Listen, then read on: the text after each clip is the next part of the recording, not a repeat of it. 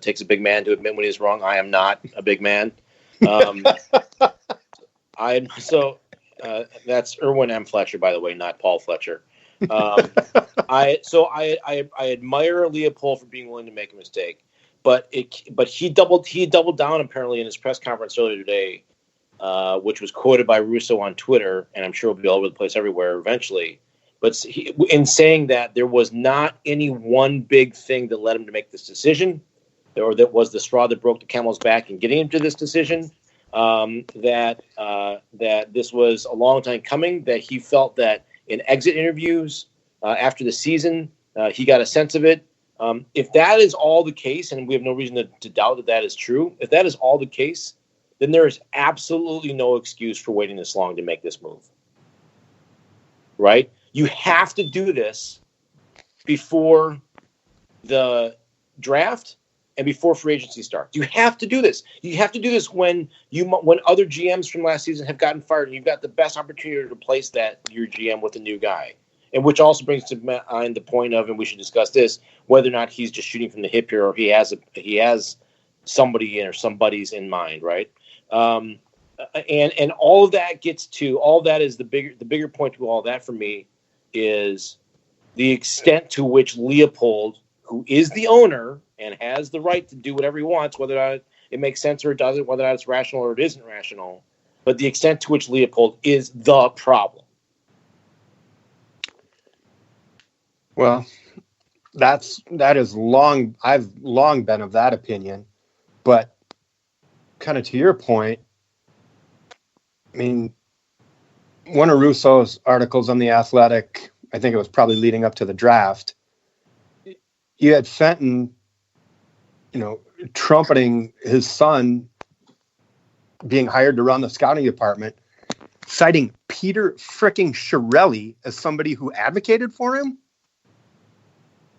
Right. I can't even add anything onto that to make it any more preposterous than it is on its own face. Yeah, and that's the other thing, Lonnie, is what happens with PJ, the Great White Hope, as far as up-and-coming scouts in America are concerned, or at least in the world of hockey. For those of you who were concerned, Lonnie's house is not on fire. We had a smoke alarm battery that was demanding attention that has been rectified. He assures us, right? Isn't that right, Lonnie? I hope so.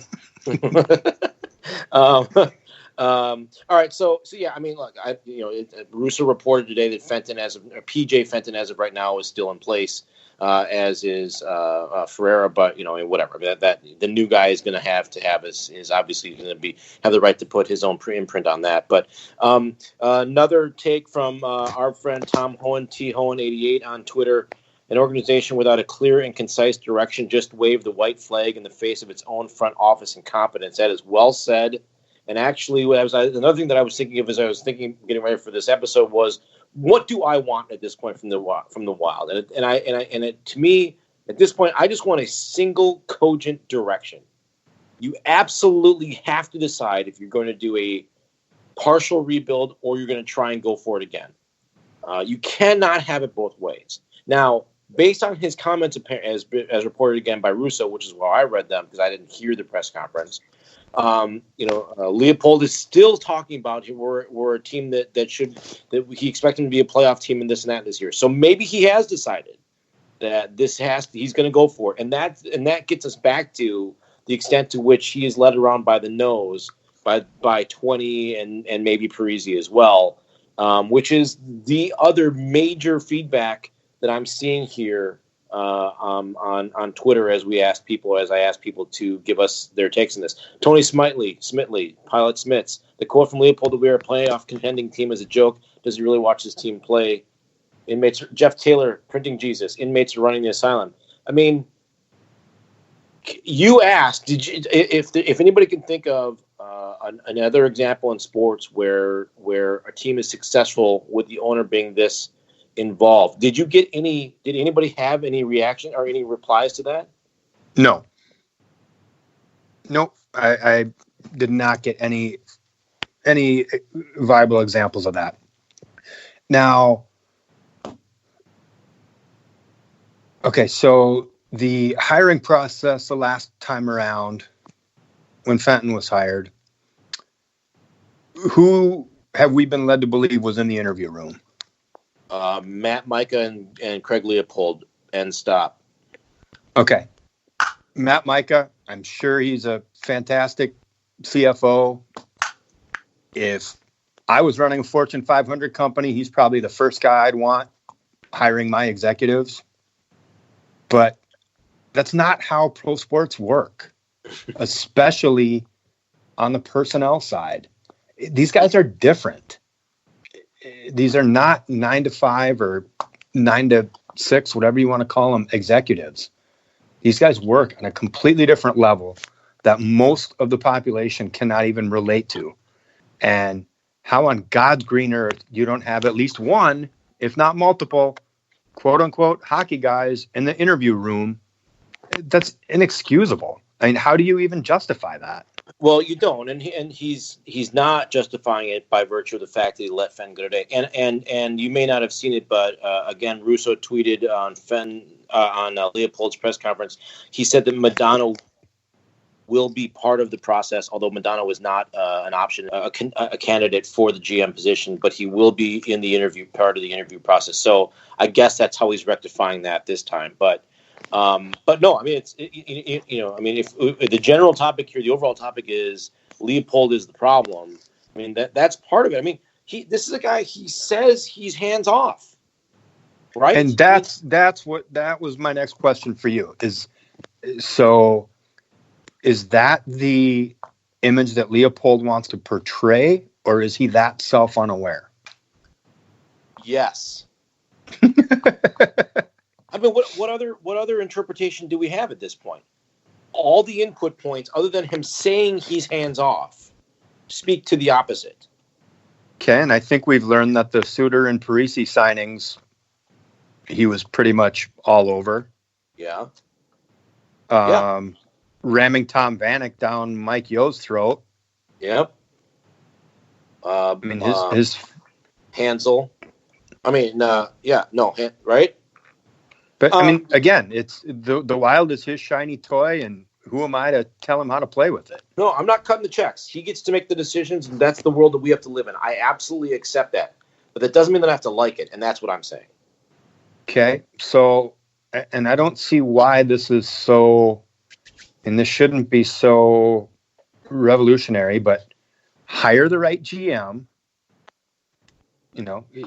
or the right GM or director of hockey ops, whatever combination you see fit, and then stay the hell out of their way and let them do their job. See, the problem, though, is I worry that he thinks he is. That's worse than knowing he's hands-on. Yeah. Eric Hansen, Hans Farms, who always has really good takes, replied, if this wasn't a sudden thing, as he's saying it was, as Leopold is saying it wasn't, and was in the works, so to speak, then why let Fenton sign Zuccarello and nearly trade Zucker? I mean, it's a great point. I mean, that's what I'm saying. The timing here is terrible, and it absolutely. If you're a Parisi or a Spurgeon and have stated publicly now that you need to see this organization be rolling down the right set of tracks in order to remain committed to it, in Spurgeon's case than in Parisi's case, but in order to feel good about things, which all players would want that. But what does today do for you? Sure, maybe you thought that Fenton was part of the problem, and maybe you even had an ability to voice that to Leopold if you're a Parisi, right? But the whole organization just looks terrible today. Yeah, and Russo said that there was no discussion with Jared Spurgeon 1 year removed from free agency on a new contract until the weekend of the draft. Right. How can that even be? The plan, whatever the vision for Spurgeon's future with the Wild is, that needed to be in place well before the draft, because if moving him right or wrong, was part of that vision. The weekend of the draft is the great opportunity to execute it. Yeah. God, none of this makes any sense whatsoever. And I guess based on that, as much as I think a GM should have more than 1 year to put his stamp on a team, I'm kind of led to conclude that this had to happen. No, I'm not. Look, as you know very well, I was definitely in the camp of people who were really concerned about Paul Fenton.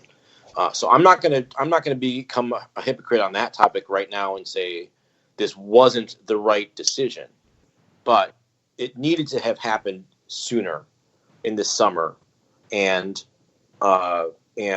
it does not sound, or at least Leopold is saying, that there was no sort of burning bush moment, and so that's what's inexcusable here. Is not that he turfed him, but that it's when he did it, and that's just what makes it look so dysfunctional and out of control.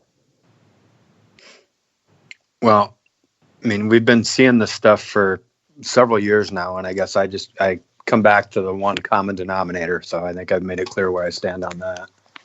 Yeah, I mean, nobody should. Nothing about this team should surprise anybody. I mean, the bar is so low as to non-head scratching moves, but it doesn't mean it was a good. It doesn't mean it was a good decision. The other thing that's out there that I think Barrero mentioned briefly, but that Anthony Creen, I think it's Crines or Creens, Krines, said on Twitter was he sort of alluded to the question of could the final piece have been, or could the ultimate thing have been, is there a chance that Fenton was saying to Leopold, look, I know you don't want to hear this, but this team is not close to contending right now. And that flew in the face of what Suter and maybe Parise have stated that they want, and that was unacceptable to Leopold. In other words, can we throw Fenton that bone? That's a great point, and I do like the point that was made. I'm not sure if it was in the spring. I think it was during the spring, but the point that Russo brought up that Leopold that Fenton was getting these indications from people in the organization that he didn't want to, that the organization was not behind the moves he was making. I guess if I gave Fenton some props for actually having some balls and some conviction to do what he thought was right in spite of, what people in the organization were telling him, because it is my longstanding belief that the people at the top of the house are off course here.